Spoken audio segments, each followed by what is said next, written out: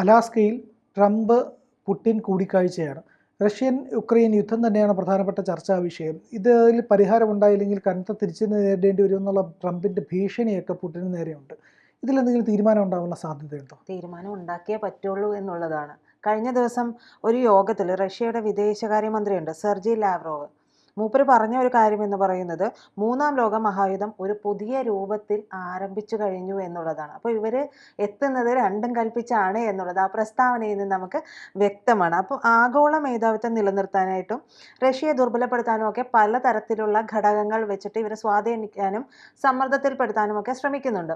അപ്പോൾ റഷ്യ ഈ ഒരു ചർച്ചയ്ക്ക് എത്തണമെന്നുണ്ടെങ്കിൽ റഷ്യയ്ക്ക് കൂടി ഒരു താല്പര്യമുള്ളത് കൊണ്ടാണ് എന്ന് വേണമെങ്കിൽ നമുക്ക് പറയാം. ഒരു സമാധാനം ആരാണ് ആഗ്രഹിക്കാത്തത് എന്ന് പറയുന്നത് പോലെ അവരും അതുകൂടി മുന്നിൽ കണ്ടുകൊണ്ടാണ് വരുന്നത്. പക്ഷേ അതിന് അവർ വയ്ക്കുന്ന ഒരു ഉപാധികളുണ്ട്. ആ ഉപാധികളിലേക്ക് ഒരുപക്ഷെ US എത്തേണ്ടി വരുന്ന സാഹചര്യം കൂടിയാണ്. നമുക്കറിയാം, സെലൻസ്കിയെ വിളിച്ചിട്ടില്ല, നിന്റെ കാര്യം ഞങ്ങൾ തീരുമാനിക്കുക എന്ന് പറഞ്ഞിട്ടാണ് ഈ ഒരു മീറ്റിംഗ് പോലും. അതിനെതിരെ സെലൻസ്കി വലിയ രീതിയിലുള്ള കാര്യങ്ങളൊക്കെ പറഞ്ഞിട്ടുണ്ട്. 1 ഇഞ്ച് ഭൂമി പോലും വിട്ടുകൊടുക്കില്ല എന്നാണ് സെലൻസ്കി പറഞ്ഞിട്ടുള്ളത്. പക്ഷേ വിട്ടുകൊടുക്കണം എന്നുള്ളത് തന്നെയാണ് പുടിൻ ആവശ്യപ്പെട്ടിട്ടുള്ള കാര്യം. അപ്പോൾ അതിലേക്ക് എത്തുമ്പോൾ സ്വാഭാവികമായും ചില ഉലച്ചിലുകൾ ഉണ്ടാകാനുള്ള സാധ്യതകളുണ്ട്. അപ്പോൾ ചില ഭാഗങ്ങൾ ചിലപ്പോൾ റഷ്യയോട് തിരിച്ചു വിട്ടുകൊടുക്കാൻ പറയും, ചിലത് സെലൻസ്കിയോട് വിട്ടുകൊടുക്കാനും പറയും. സെലൻസ്കിയുടെ കാര്യത്തിൽ വലിയ റോളില്ല, പക്ഷെ പറയുന്നത് അനുസരിക്കേണ്ടി വരുന്ന ഒരു സാഹചര്യമുണ്ട്. സെലൻസ്കിയെ സംബന്ധിച്ച് സെലൻസ്കിക്ക് യുക്രൈനിൽ പോലും യാതൊരു തരത്തിലുമുള്ള പിന്തുണയില്ലാത്ത ഒരു സാഹചര്യം നിലവിലുണ്ട്. അത് സെലൻസ്കിക്ക് എങ്ങനെയെങ്കിലും ഇത് നിർത്തുന്നതായിരിക്കും ശരിക്കും പറഞ്ഞാൽ നല്ലത് എന്നുള്ളതാണ്. ഈ പറയുന്ന പുടിൻ എത്തുന്നത് യുദ്ധക്കളത്തിലുള്ള ചില നേട്ടങ്ങളുണ്ട്, ബ്രിക്സുമായി ചേർന്ന് നിൽക്കുമ്പോഴുണ്ടാകുന്ന നേട്ടങ്ങളുണ്ട്. മാത്രമല്ല ഇന്ത്യ, ചൈന, റഷ്യ ആ ഒരു സഖ്യത്തിലേക്ക് വരാനുള്ള സാധ്യതകളൊക്കെ ഉണ്ട്.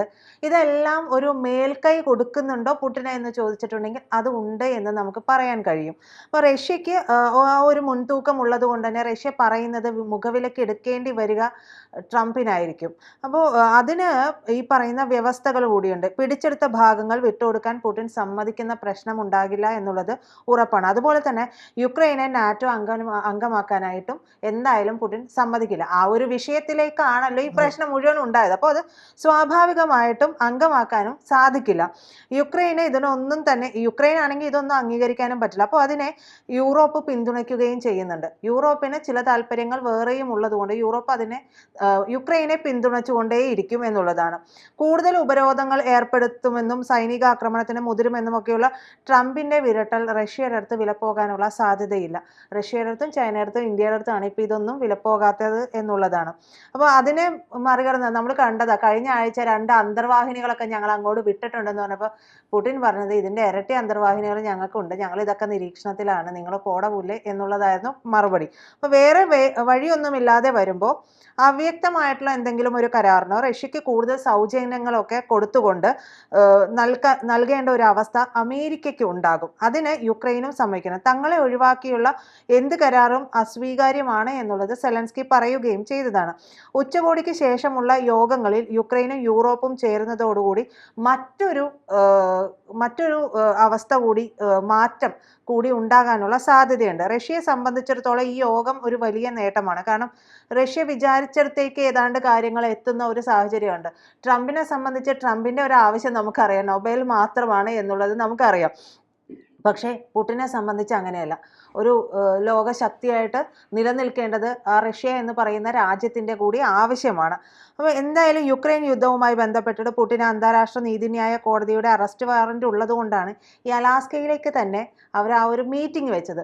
ആ ഒരു മീറ്റിങ്ങിൽ പറയുമ്പോൾ സെലൻസ്കി ഈ ഒരു കാര്യങ്ങൾ വെച്ചു മാറാൻ തയ്യാറാകാതെ വരുമ്പോൾ ഒരു ഭീഷണി ഉണ്ടാകാനുള്ള സാധ്യതയുണ്ട്. സെലൻസ്കിയുടെ ജീവന് തന്നെ ഭീഷണി ഉണ്ടാകാനുള്ള സാധ്യതയുണ്ട് എന്നുള്ളത് വിദഗ്ധർ വിലയിരുത്തുന്ന ഒരു കാര്യമാണ്. കാരണം ഇവർക്ക് ഇപ്പോൾ സെലൻസ്കി എന്ന് പറയുന്നത് വലിയൊരു വിഷയമായിട്ടൊന്നുമല്ല. പക്ഷേ ട്രംപിന് സ്വാഭാവികമായിട്ടും സെലൻസ്കിയെ വരച്ച വരയിൽ നിർത്താനുള്ള ഒരു സാധ്യതയുണ്ട്. ഇവരുടെ ആവശ്യം നിറവേറ്റി കഴിഞ്ഞാൽ സെലൻസ്കി അവിടെ ഒരു അധികപ്പറ്റാണ് എന്നുള്ളതാണ്. കാരണം സെലൻസ്കി പിന്നീടും വിഷയങ്ങൾ ഉണ്ടാക്കാനുള്ള സാധ്യതകൾ കാണുന്നുണ്ട്. അപ്പോൾ ഏതെങ്കിലും രീതിയിൽ ഇപ്പോൾ ഈ പറഞ്ഞിട്ടുള്ള 4 ഭാഗങ്ങൾ 4 പ്രദേശങ്ങൾ പറഞ്ഞിട്ടുണ്ട്, പ്ലസ് ഇവർ പിടിച്ചെടുത്തിട്ടുള്ള ഭാഗങ്ങളുണ്ട്. അപ്പോൾ ഇതിന് യുക്രൈൻ്റെ ഭൂരിഭാഗവും പിടിച്ചെടുത്തിട്ടുണ്ട്. അതിനോട് ചേർന്നാണ് ഈ ബാക്കി 4 പ്രവിശ്യകൾ എന്നാണ് മനസ്സിലാക്കുന്നത്. അങ്ങനെ ആവുമ്പോൾ ഏതാണ്ട് യുക്രൈൻ തന്നെ അവരുടെ കൈകളിലേക്ക് കൃത്യമായിട്ട് എത്തുന്നുണ്ട്. പക്ഷേ സെലൻസ്കിയെ വിശ്വസിക്കാൻ പറ്റില്ല. കാരണം അധികാരം നഷ്ടപ്പെട്ട് കഴിയുമ്പോൾ സെലൻസ്കി ഏതെല്ലാം രീതിയിൽ പ്രവർത്തിക്കുമെന്നുള്ളത് ഒരുപക്ഷെ നാറ്റോ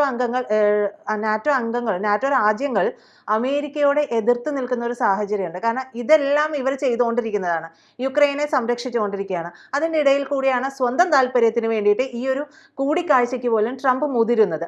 ആ മുതിരുന്നത് കൊണ്ട് തന്നെ നാറ്റോ രാജ്യങ്ങൾക്ക് ട്രംപിനോട് ചില നീരസങ്ങളുണ്ട്. പല നാറ്റോ രാജ്യങ്ങളും ഇതിനോടൊരു വിമുഖത പ്രകടിപ്പിച്ച് രംഗത്തെത്തുകയും ഒക്കെ ചെയ്തതാണ്. അതുകൊണ്ട് അവർ പിന്തുണയ്ക്കില്ല. അപ്പോൾ നേരെ കൊണ്ട് ആയിരിക്കില്ല, പക്ഷെ പിന്നിൽ നിന്ന് പിന്തുണയ്ക്കാനുള്ള സാധ്യത നമുക്ക് തള്ളിക്കളയാൻ സാധിക്കില്ല. അങ്ങനെയെങ്കിൽ പല രീതിയിലും പല കാര്യങ്ങൾക്കും ഈ സെലൻസ്കി എന്ന് പറയുന്ന മനുഷ്യൻ അധികപ്പറ്റായി മാറാനുള്ള സാധ്യതയുണ്ട്. അങ്ങനെ വരുമ്പോൾ സ്വാഭാവികമായും അതിനെ ഇല്ലാതെയാക്കുക എന്ന് പറയുന്നത് ഇത്രയും വലിയ രാജ്യമായിട്ടുള്ള പുടിന് അല്ലെങ്കിൽ റഷ്യയ്ക്ക് അതൊരു സിമ്പിൾ വേ ആണ്. ഏതെങ്കിലും ഒരു രീതിയിൽ ഒരു വെടിവെപ്പോ അല്ലെങ്കിൽ മറ്റെന്തെങ്കിലും ഒരു തരത്തിൽ നമുക്കറിയാം, അജ്ഞാതരാൽ കൊല്ലപ്പെടുന്നവരുടെ എണ്ണം കൂടി വരുന്ന ഒരു കാലഘട്ടമാണ്.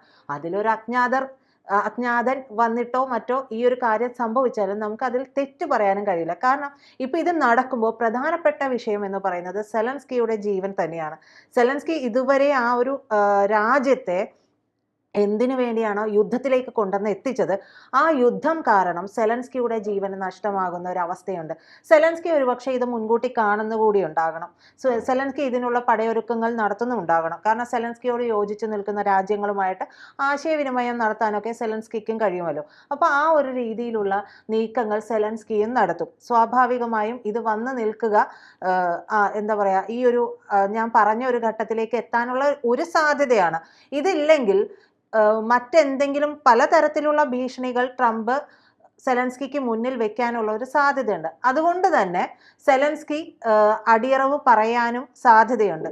പക്ഷെ അടിയറവ് പറഞ്ഞാൽ പോലും പല വിദേശ മാധ്യമങ്ങൾ നോക്കുമ്പോൾ സെലൻസ്കിയുടെ ജീവൻ അപകടത്തിലാണ് എന്നുള്ളതാണ് എല്ലാവരും പറയുന്നത്. കാരണം പിന്നീട് ഇവർക്കൊരു ഏതെങ്കിലും ഒരു സമയത്ത് ഇവരൊരു വിഷയമായി കഴിഞ്ഞാൽ ഇങ്ങനെ വെച്ചു പൊറപ്പിക്കുന്നവരല്ല വൻകിട രാഷ്ട്രങ്ങളോ ഒന്നും തന്നെ. നമുക്കറിയാം ഇസ്രായേൽ എത്ര എളുപ്പത്തിലാണ് അവരുടെ എന്താ പറയുക എനിമീസിനെയൊക്കെ ഇല്ലാണ്ടാക്കുന്നത്.